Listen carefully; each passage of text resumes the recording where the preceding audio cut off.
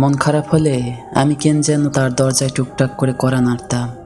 মাঝরাতে অসময়ের ঘুম ভেঙে গেলে, ভীষণ খরায়, শীতে, প্লাবনে, জ্বরের ঘোরে কিংবা অনেক ভিড়ের মাঝে একা লাগলে আমি তার কাছেই ফিরতাম।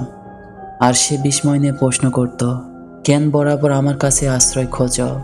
মুচকি হেসে বলতাম, তোমার কাছে মন ভালো করা ওষুধ আছে।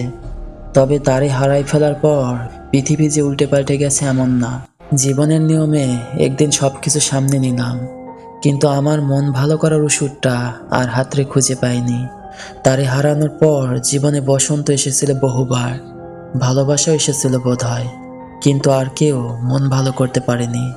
তারপর আর কি, একটা চিঠি লিখেছিলাম পুরাতন ঠিকানায়, অনুনয় করে বলেছিলাম মন ভালো করার ওষুধটা ফিরিয়ে দিতে।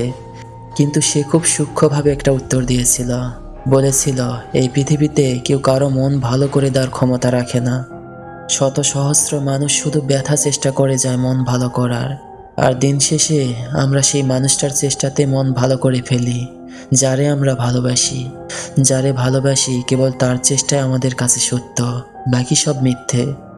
আমি টের পেলাম জীবনে বসন্ত এসেছিল বহুবার, ভালোবাসাও এসেছিল বোধহয়, কিন্তু তারে ছাড়া আর কাউকে ভালোবাসা যে হয়নি।